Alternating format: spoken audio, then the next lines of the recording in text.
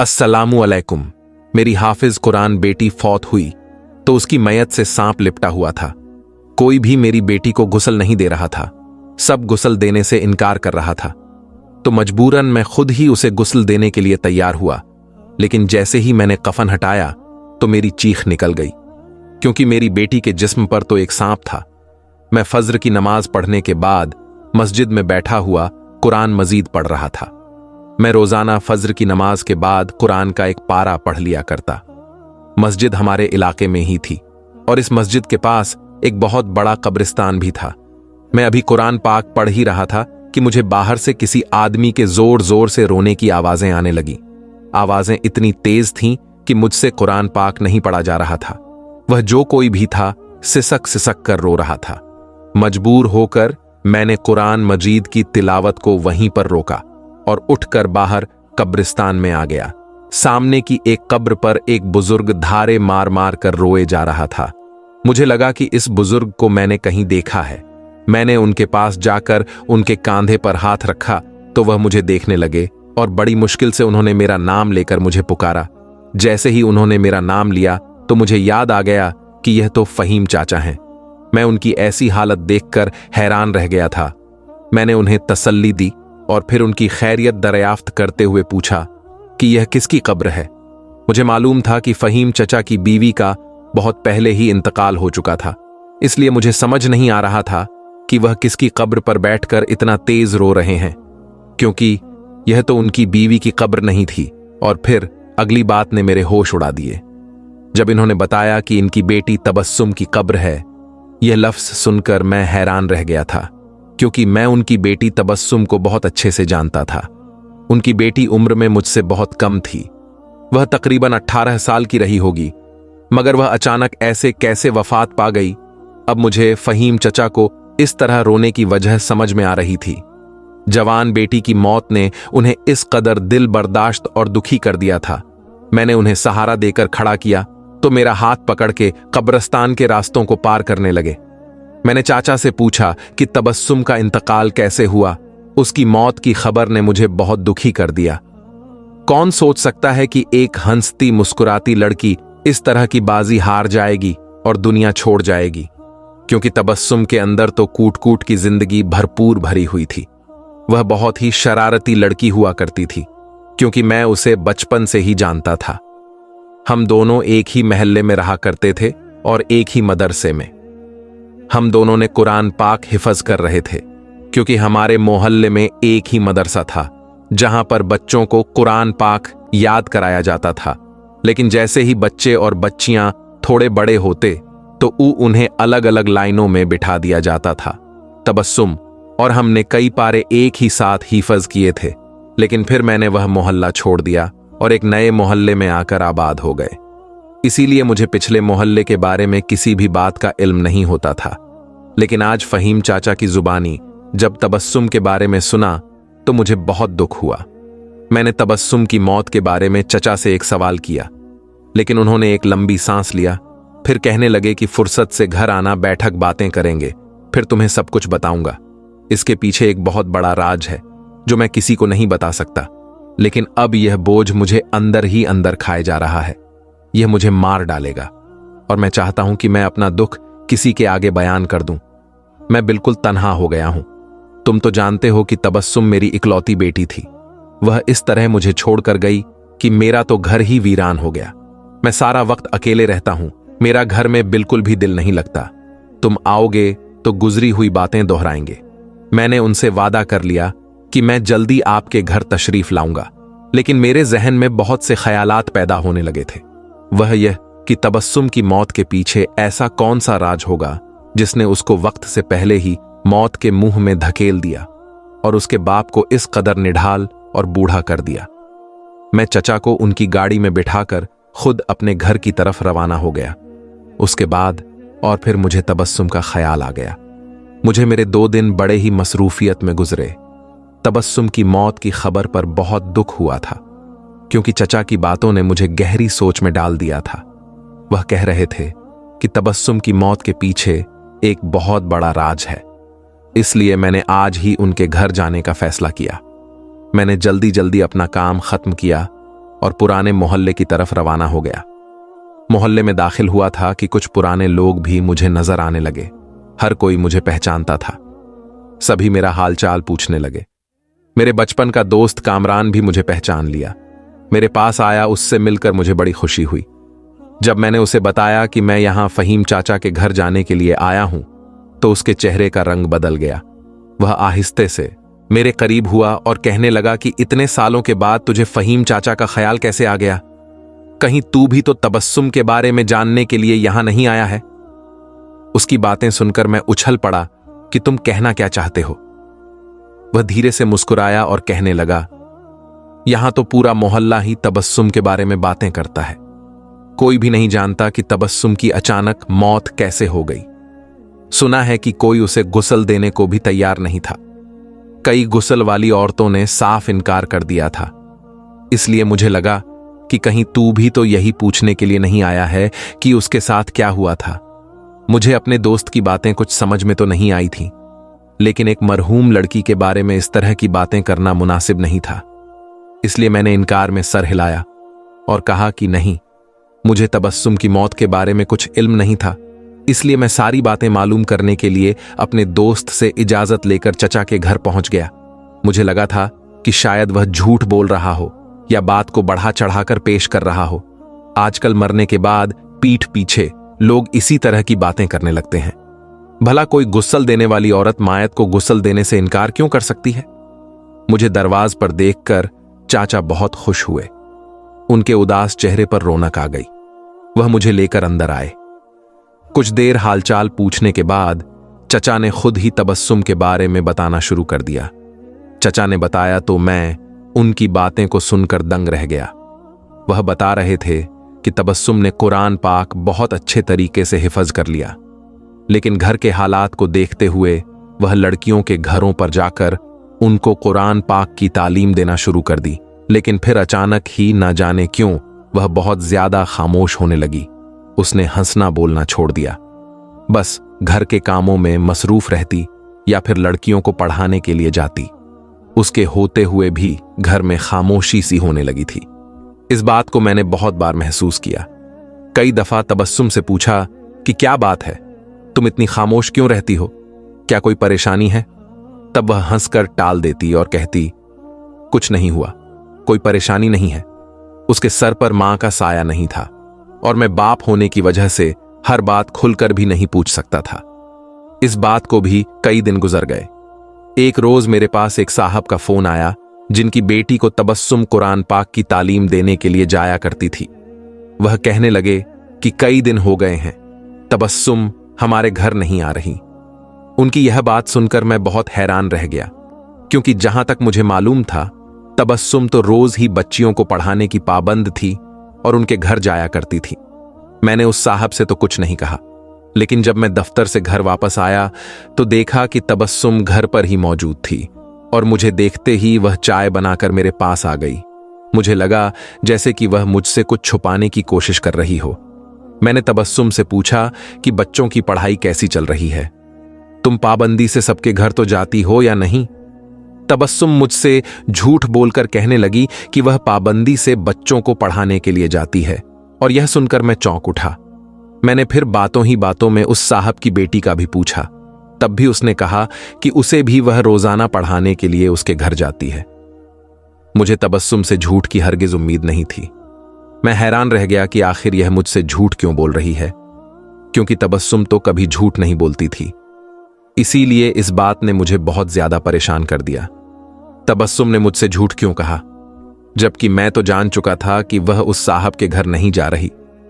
मैं चाहता तो उसे सीधे लफ्जों में पूछ सकता था कि वह झूठ क्यों कह रही है, मगर मैं उसे शर्मिंदा नहीं करना चाहता था और ना ही कोई ऐसी बात करना चाहता था जिससे हम दोनों बाप बेटी के दरमियान दूरियां पैदा हो जाएं, क्योंकि उसकी मां का बहुत साल पहले ही इंतकाल हो गया था और मैंने उसकी जिंदगी में मां की कमी को पूरा करने की कोशिश की थी।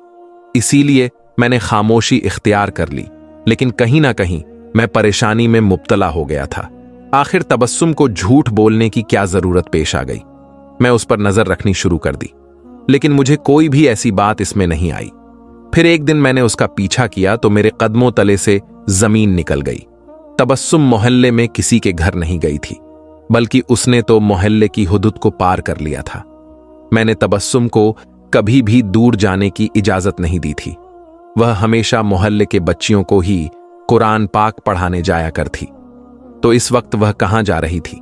इस सोच ने मुझे परेशान कर दिया। मैं धीरे धीरे उसका पीछा करने लगा। फिर मैंने देखा कि काफी दूर वह एक बड़े से घर में दाखिल हो गई है। मैं बाहर ही रुककर इंतजार करने लगा। घंटे पर घंटा गुजरता गया। लगभग 3 घंटे के बाद वह उस बंगले से निकली और वापस घर आ गई। इसका यह मतलब था कि वह मोहल्ले के किसी भी बच्चे को नहीं पढ़ा रही थी, और वह वहां क्यों गई थी, मैं उस बात से वाकिफ नहीं था। मैंने सोचा कि मैं तबस्सुम से साफ साफ लफ्जों में बात करूंगा और पूछूंगा कि मेरे पीठ पीछे आखिर वह क्या कर रही है।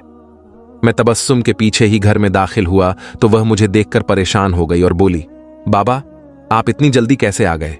मैंने कहा, पहले तुम बताओ कि तुम कहां गई थी। पहले तो वह थोड़ा घबरा गई और फिर कहने लगी कि मैं बच्चियों को कुरान पाक पढ़ाने उनके घर गई थी। मैंने सख्ती से कहा, अच्छा, मैं अच्छी तरह जानता हूं कि तुम मोहल्ले से दूर किसी बंगले पर गई थी। मेरी यह बात सुनकर उसके चेहरे का रंग पीला पड़ गया और उसकी आंखों में आंसू आ गए थे। उसके आंसुओं को देखकर मेरा दिल नरम पड़ गया। मैंने उससे नरमी से पूछा कि अच्छा, मुझे बताओ कि तुम वहां क्यों गई थी? वह किसका घर है और वहां जाने की आखिर तुम्हारी क्या मजबूरी है?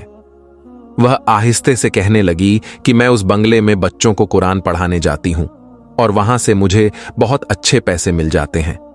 एक ही जगह पर काम करने से ज्यादा परेशानी भी नहीं होती। अगर मैं आपको बताती तो आप इनकार कर देते। आपने मुझे कभी मोहल्ले से दूर जाने की इजाजत ही नहीं दी, इसीलिए मैंने आपसे यह बात नहीं की।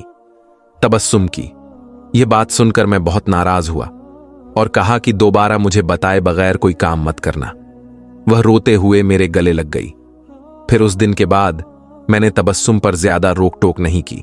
उस बंगले पर जाने पर भी कोई सवाल नहीं किया, क्योंकि मैं उसको इतनी आजादी देना चाहता था कि वह अपने आप को कोई कैदी महसूस ना करे। मगर शायद यही मेरी सबसे बड़ी गलती थी कि मैंने आंखें बंद करके अपनी बेटी की हर बात पर भरोसा कर लिया। और कुछ ही दिन गुजरे थे कि तबस्सुम की तबीयत बहुत ज्यादा खराब हो गई। वह बुखार में तपने लगी और बिस्तर पर पड़ गई। वह ऐसी हालत में भी उनको पढ़ाने के लिए जाने की जिद करती थी। मैंने बहुत मुश्किल से उसे घर पर रोक रखा था।